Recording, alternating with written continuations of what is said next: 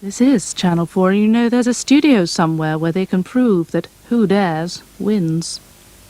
Time, please.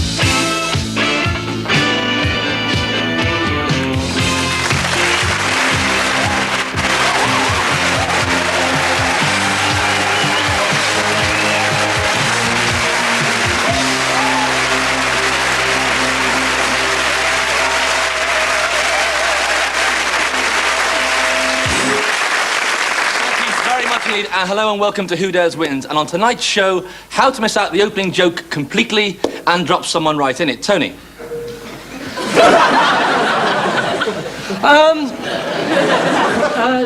Taking someone by surprise by handing over to them when they least expect it is, of course, something which is best described by Phil. Anyway, we go to after the show. Old friends or Peking or something like that.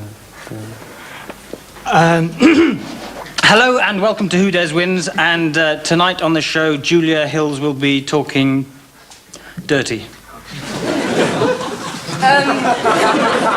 Yes. Tonight I'm going to talk about dirt, filth, depravity, in a word, Rory. Thank you, Julia. Last week we had a letter saying, "Dear Who Dares Wins, how come you've never done an item about tarring and feathering and diamond?" Well, Simon of Basildon, you're right, we haven't. But tonight we're going to rectify that. Not only will we be tarring and feathering and diamond, but we'll also be showing you how to remove one of Giles Brandreth's sweaters using only a blowtorch. Rory, sorry. You can't say that. Why not? Tarring and feathering and diamond. It's a very violent mental picture. You're putting ideas into people's heads. You know, what if there's a deranged person watching? What do you mean, if? All our viewers know. It's not very funny, is it, if tomorrow morning you wake up and because of your joke, someone's gone out and tarred and feathered Anne Diamond? Think about it. Well? Hang on, I'm still thinking about it. Come on, what's the hold on? Problems with the tarring and feathering and diamond, Quickie. Oh, shit. Haven't those feathers turned up yet? Listen, I'm just saying that jokes like that are irresponsible, that's all. Come off it. You know, we did the quickie last week about castrating Rick Astley. I mean, nobody actually went out and did it, did they? That's right. Yeah. And last week we did the song about sticking a bicycle pump up Pamela Armstrong's bottom to make a barrage balloon. And nobody did that? Oh, and we did the quickie about super gluing Paul Daniels to the side of a tube train. Yeah. And nobody did that. So what does that prove? Well, it proves that our viewers are very bad at taking hints, that's all. You wink at them, you offer them money. You're right. I personally just don't want to be party to anything that encourages psychotic violence, all right? Bill, what are you doing? Just walking across short with some dynamite in my mouth. But, Phil, sorry, isn't that rather dangerous? No. I've seen it on telly. They do it on Tom and Jerry all the time. I mean, the worst that can happen is if it goes off, my hair will go spike and my face will go black. I mean, I rest my case. I mean, there's a... No, listen, Juliet, TV violence is ritualistic, right? It's a release for the spectator. It actually allows the observer to relieve their violent tendencies without actually being violent. It's like pornography. It's cathartic. It's constructive. Oh, so is that why you disappeared to your dressing room for hours on end with those videos? Yeah.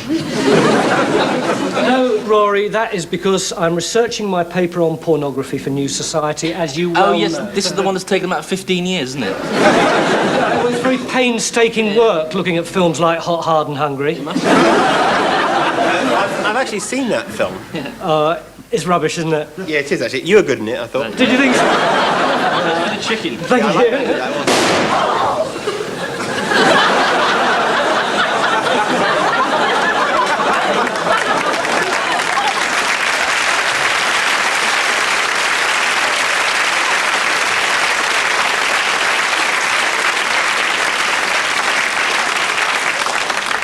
President Reagan has denied the allegation that his policies are dictated by astrology.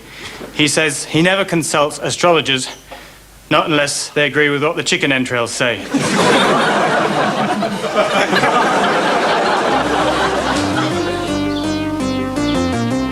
Privatization of wheel clamps in the capital has caused a furore, and critics say the wheel clampers are indiscriminately clamping vehicles hitherto outside their jurisdiction.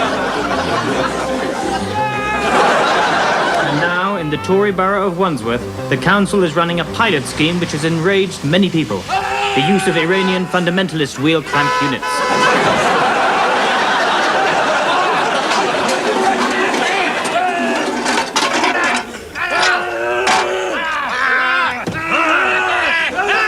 Their next plan, to introduce Libyan death squads to collect overdue library book fines. Have they gone too far?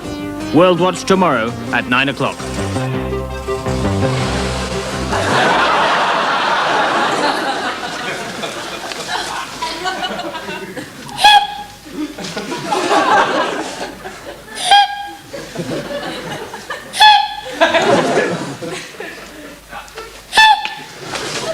Look, will you stop doing that, please? Sorry.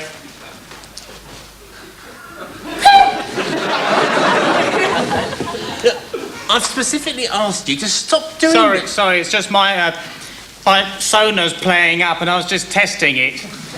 You see, what I do is I emit this noise and it bounces off an object, then I detect the sound and I can work out I know what a bloody sonar is. I am a bat, you know. Oh, are you? I'm sorry. Oh, right. It's just my eyesight's not very good, you see. I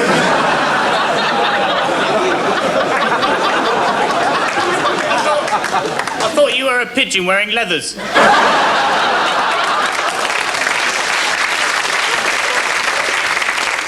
Bloody hell. Now my eyesight's terrible. In fact, you could say I'm as blind as a bat.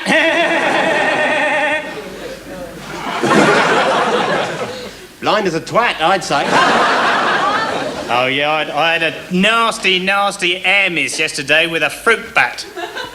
And then what my sonar told me was a nice, juicy little dragonfly turned out to be a bloody great pelican. Really? Yeah, I had a bugger of a job trying to swallow that, I can tell you.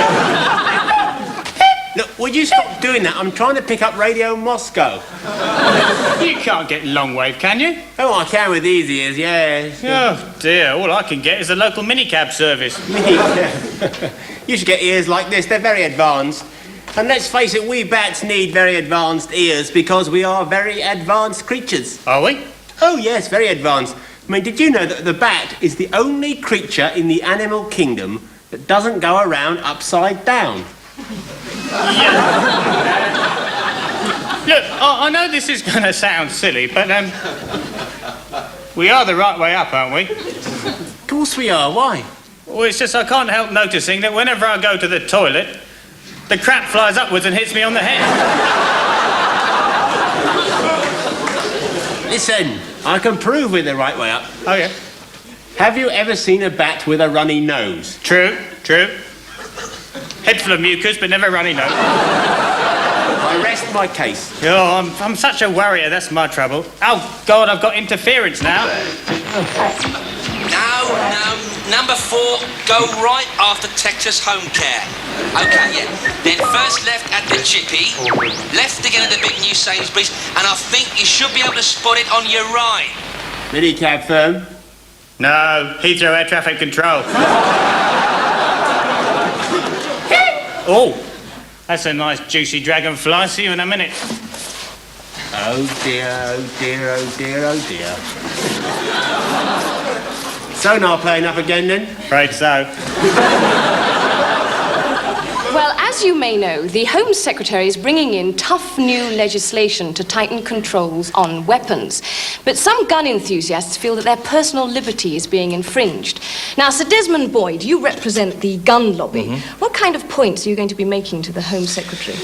Well, Julia, in a nutshell, we don't want to see a clampdown which will prevent us from enjoying guns for their legitimate and recreational purpose. Yes. Now, there are many different facets to the proposed clampdown, and Gary Toms, you represent the knives lobby. So, what is your position?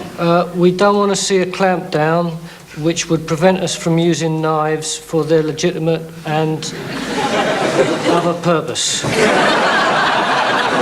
now, Gary, you've brought your knife along tonight. Yeah.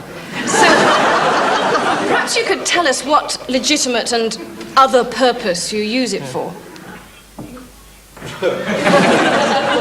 Carving.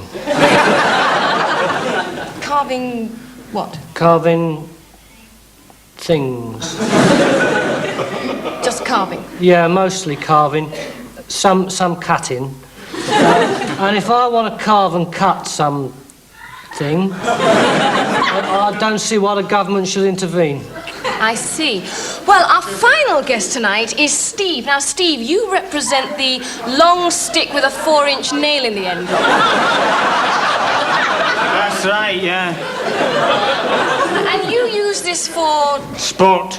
What sort of sport? Golf. Why don't you use a golf club? Well, using this is more of a challenge. Because you got to try not to sort of get the ball sort of stuck on the end of the nail. It's great fun. I don't see why bureaucrats should take that fun away. I see. So, how do you all intend to persuade the Home Secretary? Reasoned argument. Talking to him. And failing that, invite him for a nice round of golf.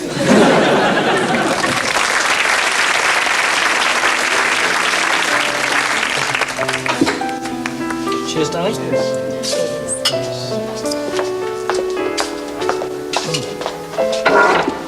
What is it, darling? Nothing.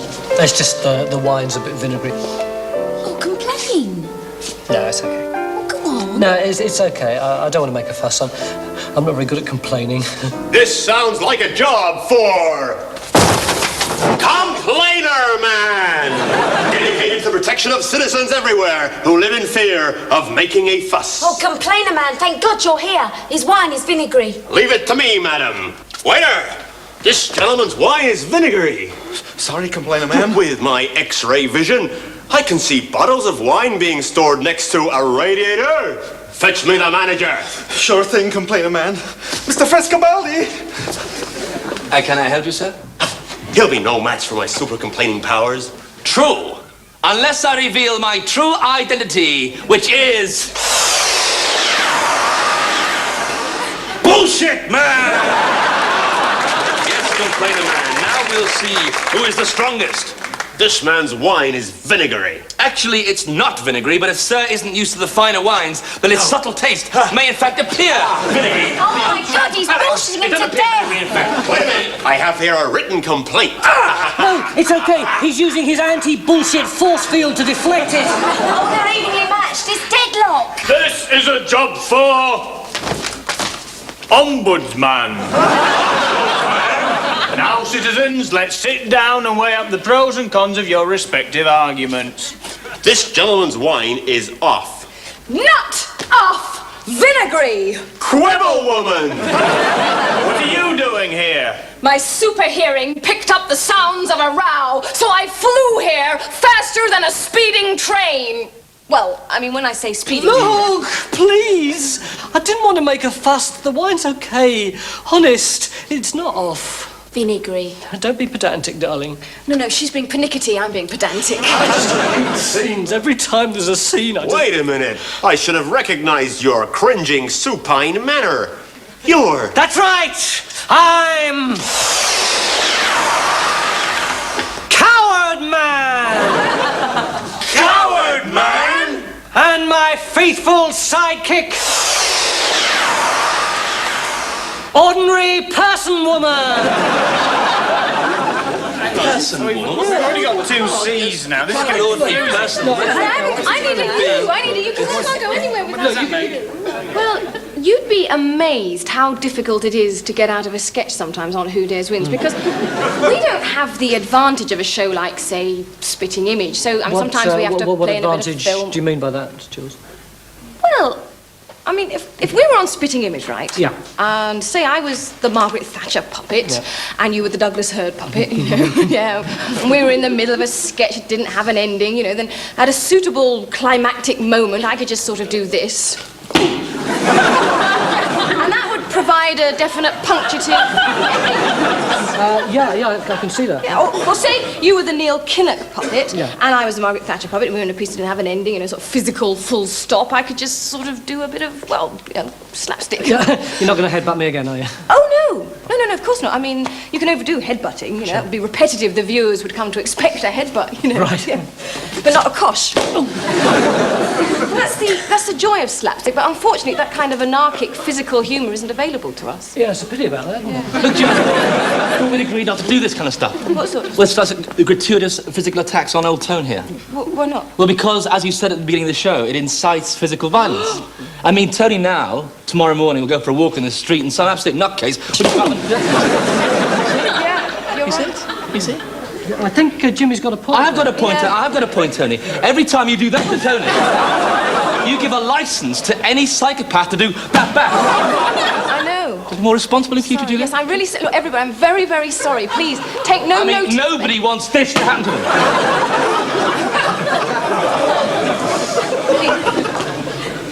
Sorry. Has anybody got a plaster? Thank you. Well, our guest tonight is probably one of the most popular personalities the game of football has ever produced, and certainly one of the most deadly goal scorers. A big hand, please, for Mr. Andy Gray.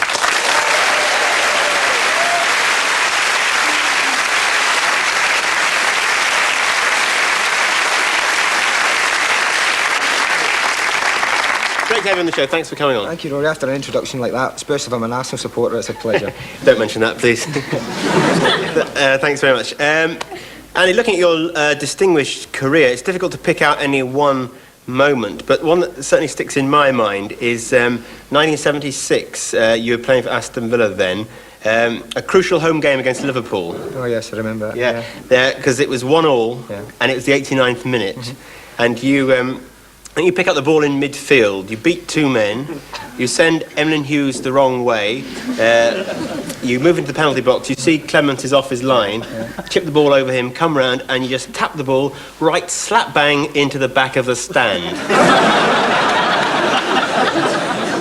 To be fair, Rory, I mean, it must have only been a couple of inches wide. A couple of inches wide.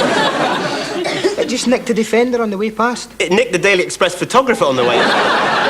I had 100 quid on Villa to win that game. Thank you. Listen, if you remember the game, it was a bad day. The pitch was churned up. Just as I hit it, the ball bubbled. The ball bubbled? Your artificial leg bubbled, I think. Andy admitted it was a sitter. It wasn't a sitter. Emlyn Hughes was breathing down my neck. Listen, Emlyn Hughes was 10 yards away. It'd have taken him 3 days to cover that distance. I'll show you what happened. Listen, the clipboard is the goal, right? Ray Clements is the jug. The ashtray can... Oh, you're drinking Phil Thompson. Careful. Forget it. I'll tell you what we'll do. Look, does anyone in the audience happen to have a football? Oh, lovely. Thank you very much. Now, what I'll do... Right, now, Andy, come here. I'll show you.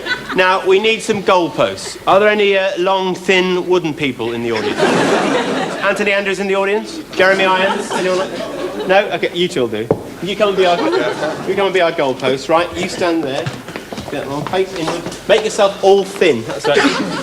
Thin and wooden, that's right. Now, someone from props will come and paint you white and nail the crossbar to your head, all right. Tony? Yeah? Tony, now, you've got poor eyesight and you're unpopular, so you be the referee, all right? OK. Referee, Tony Robinson. Quite right. Jim. Yeah. You be Emlyn Hughes. Oh, bollocks. Tony, what are you doing? I'm taking his name for foul language. Oh, for God's sake, stop! Forget him. You just go and be Emlyn Hughes over there, all right. Right, now we need a goalkeeper. He's done brilliant. The boy's gone out there. He's done brilliant.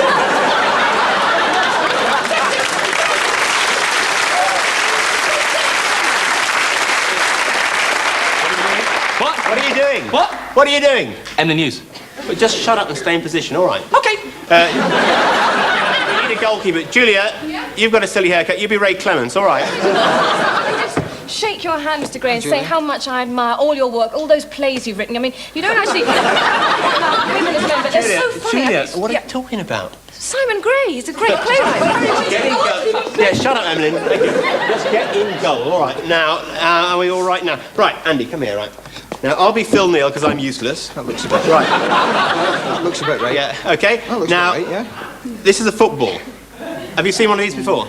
I vaguely remember. Yeah, I asked because I know you're a West Brom player. I just everyone in position. Emily Hughes, Ray Clements, Phil Neal, referee. That's right. Okay, here we go, Andy. Go!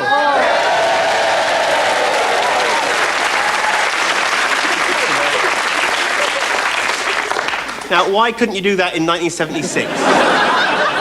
There's a key word you've missed out. What? Pressure. Pressure. 1976, match of the day. Yeah. BBC. Right. There must have been, I think, about 7 million people watching that. Yeah. Let's be honest. Who dares wins? Channel 4. 27, 28 people watching.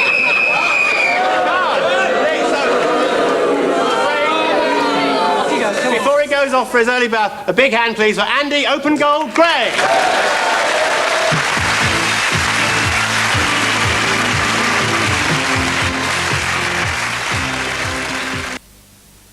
For keen rents on a wide range of premises, now's the time to move our way.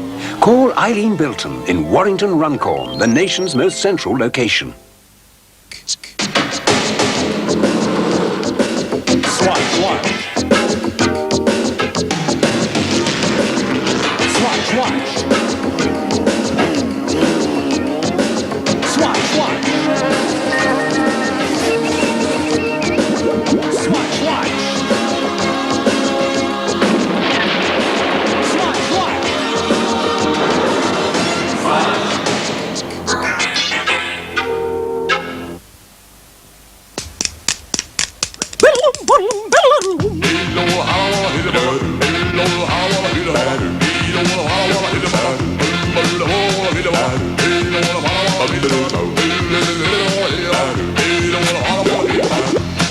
To all you out there, with your heavy lives and heavy beers, we who drink Miller Lite, a clean, smooth lager, with more of the sugar turned to alcohol, have the following message.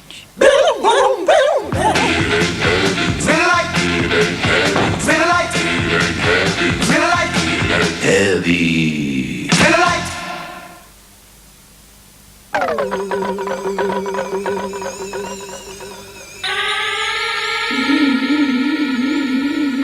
Once you discover Stimorol, you're not just chewing gum. Stimorol. The strong alternative gum. And now there's a sugar-free alternative. I'd like to talk to you about something close to my heart. Wood care. People often ask me how I manage to look so good when I spend so much time outside. I'll show you. For the last hour, my right leg has been soaking in a well-known wood preserver. My left leg, however, has been soaking in a bowl of cuprinol wood preserver. Impressive, isn't it? Because cuprinol wood preserver penetrates 10 times more than many other treatments, it means I have that much more protection against damp, frost, fungus, woodworm, and of course, rain. Cuprinol. No one does wood more good. To flow, wherever metal moves against metal. To clean, lubricate and protect today's petrol, diesel and turbocharged engines. Demands an oil of superlative quality. Protect your engine with Esso Superlube, the striped protector. Quality at work. If spots made them hide, what could make them turn round in just 5 days? Ask at your pharmacy for new Clearasil acne treatment. It's effective. Ask at the pharmacy counter.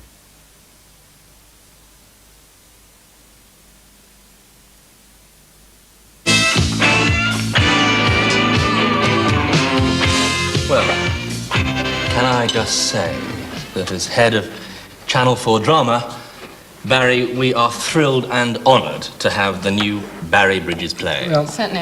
It's brilliant. Thank you. It's marvellous. And we want to do it. Yes. Well, great. Of course, there are one or two little quibbles we have. They're bound to be. I mean, it's not written in stone. I mean, I don't mind making a few changes. Sure.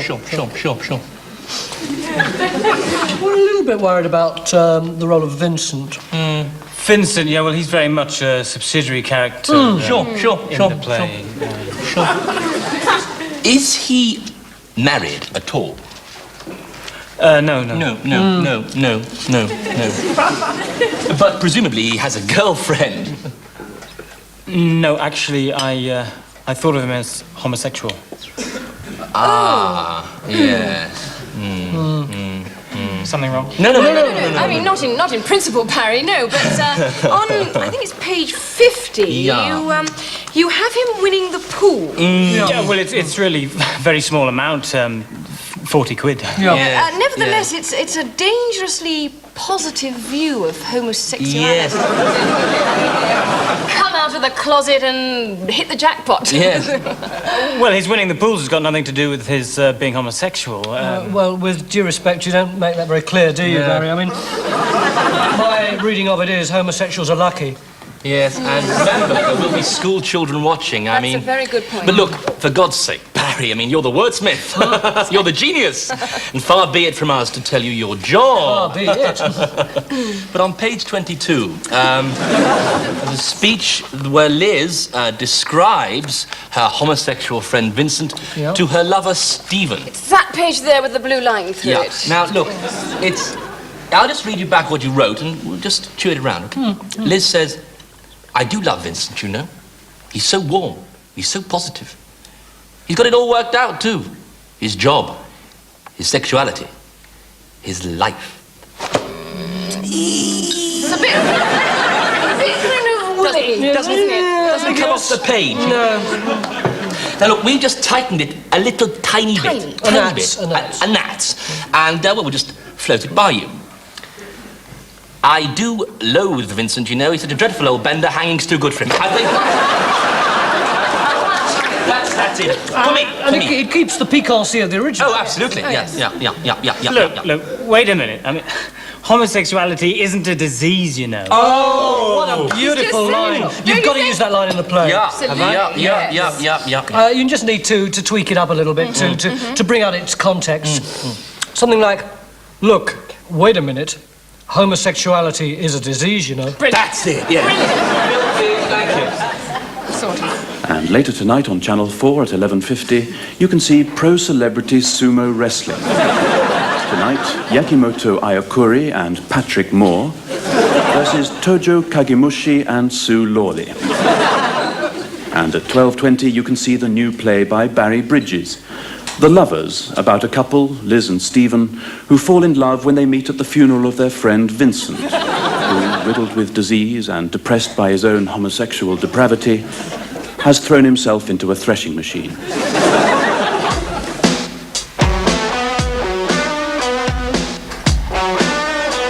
We've had enough. We're furious. We're mad enough to shout. In fact, we're so incensed and mad that one day we'll find out exactly what we're bitter, angry, and fed up about. Till then, we'll say the F word, right out loud, the F word. Though, not right now, the F word. I'm so bad when I'm around, the rule book gets ignored. I'm so mad that I'm not even properly insured. I didn't wear a life jacket on the Norfolk Broad. The Angry Boys, the new rock subversives, reviled by the press, loved by their fans.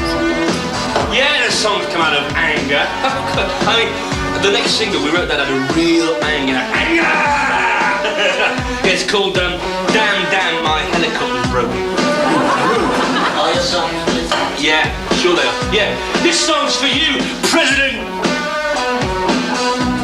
Reagan!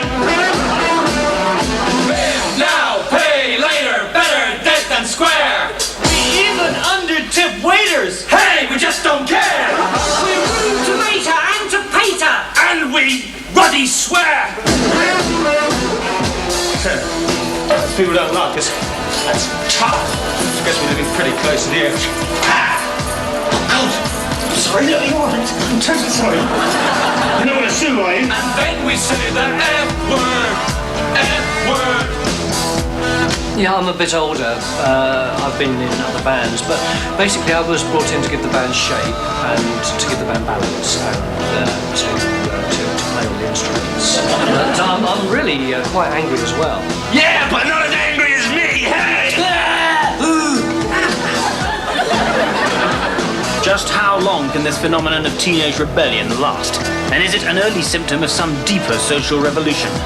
Only time will tell. Has anyone got any Germaline?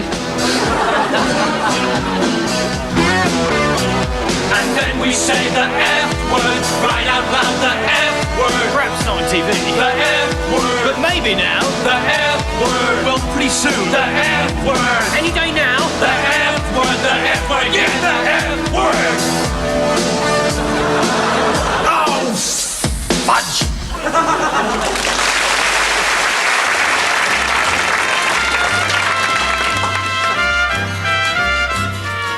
Right, Wang Wang, me old mate.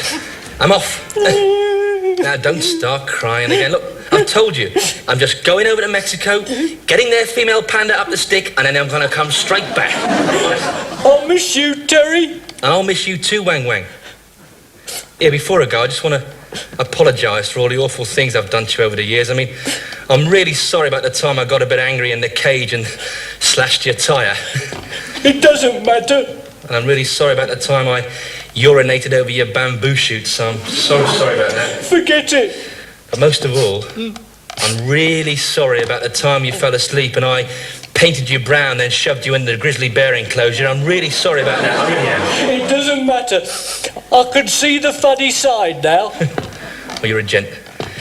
Right, I'm off, Wang Wang. Hey, give her one for me, eh? I'll give her several, mate. Cheers. Oh, and Terry. What? I got you these. Oh. Thanks a lot. You can't be too careful nowadays. You're right. Oh, extra large. Thanks.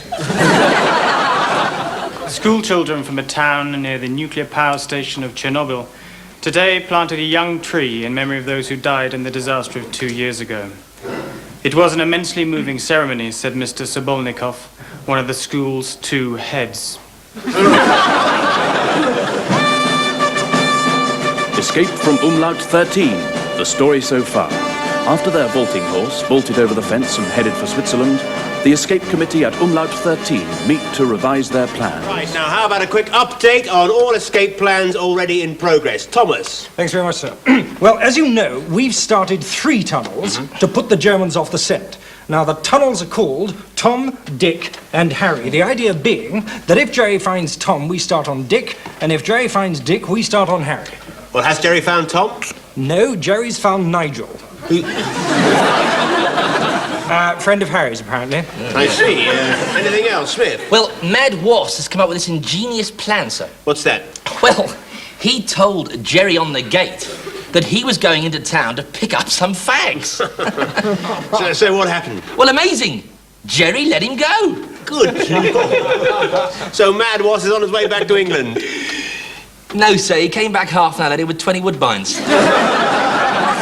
Colonel Groves was determined to escape.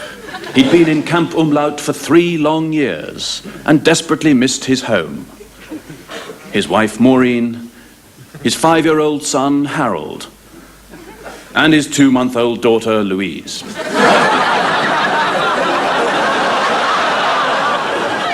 Well, while the prisoners of war fool the entire Gestapo with the tailor's dummy and dispose of huge amounts of sand down the inside of their trousers, we thought we'd look ahead to some of the forthcoming film releases. Phil, you went to a preview yesterday, didn't you? Yep. What was the film? Well, following the success of films like The Untouchables and Dragnet, this is the latest film to be based on a 1950s TV series. Really? What's it called? Noddy the Movie. Marvellous story of Noddy the toy and his friends Big Ears and Mr. Plod, who live in Toy Town with all the little pixies, elves and goblins. Yes, it's a bit of a departure for Ingmar Bergman, isn't it?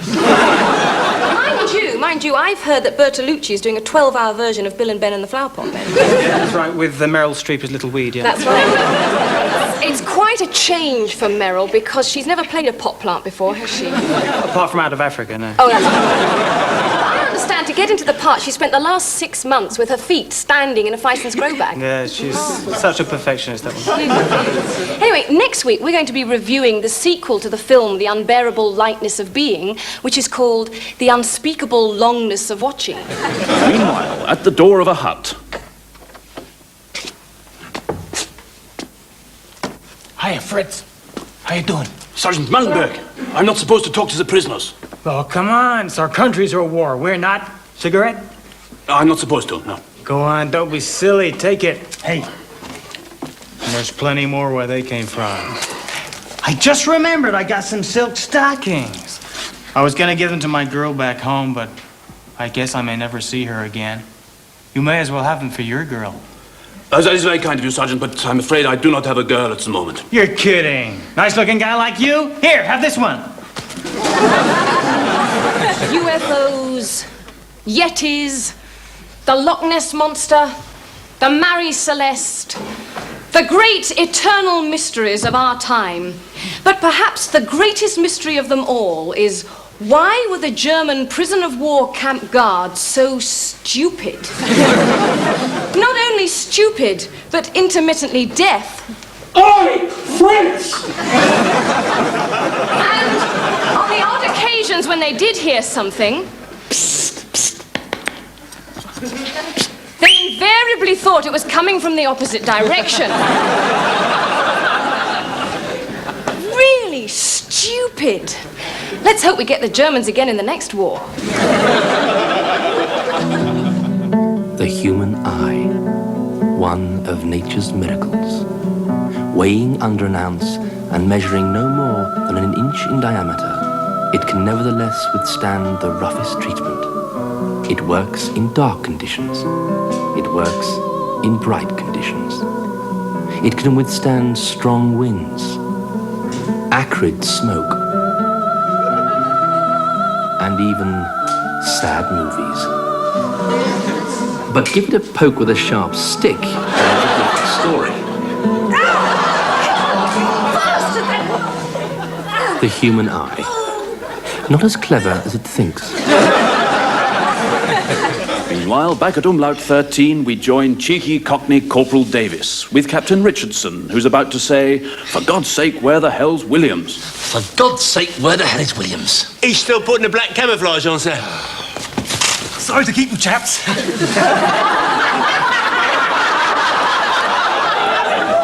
Look, we're way behind schedule. Let's move. Just a minute. If I don't ever see you again, Kevin, best of luck. And you, Terry, it's been great knowing you. Listen, we're bound to meet up again in England, don't worry. Yes, don't you worry. We'll soon be supping ale in an English pub. Yeah. If something does happen, and we do get split up, can I ask you to do one thing? Of course. Can you give me your address? Oh, for God's sake. Well, just to keep in touch. Well, it's 13. Oh, hang on. Just get my address book out. God's. Oh, Richardson, the R page is all full. I'll have to put you under K for Kevin. Fine, Look, can we get a move on? Right, have you got a pen? Yes, I've got a pen here. The pen. Right, 30. 13. 13. 1-3. Charlton Road. Oh, it's hopeless. I can't see anything in this light. Oh, that's better. Thanks, chaps.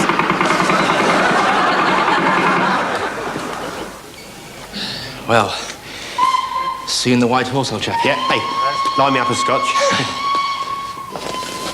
Papier, s'il vous plaît.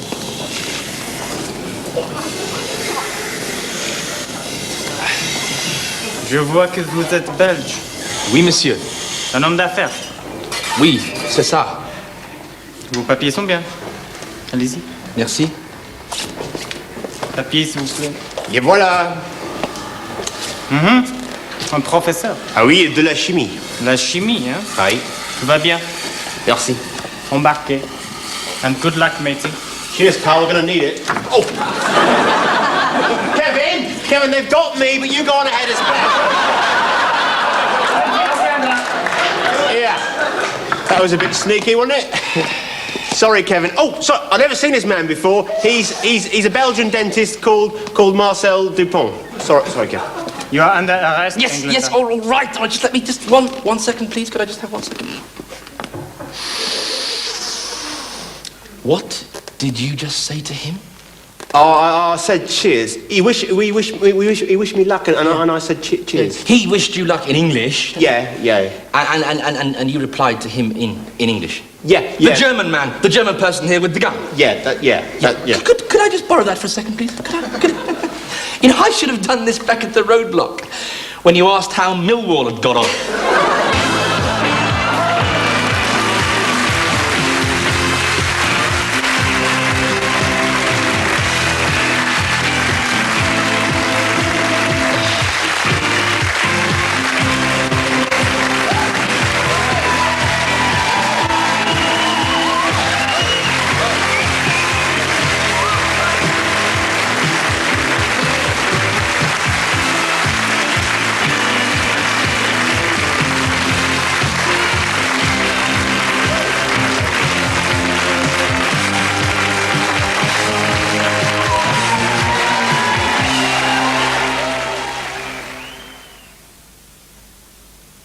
Hello, I'm Jonathan Ross, and have I got some news for you? The Last Resort will be back on your screens very soon, Friday nights on Channel 4, and it promises to be our best series ever. Ladies and gentlemen, welcome to the Central Road Show. Good afternoon over there. It is in fact morning, but never mind. Good afternoon and welcome, I don't care. And welcome to the Central Road Show. It's a usual Central Road Show if you've been to the road shows before. However, today, as you know, the main reason we're here is to raise loads of money for the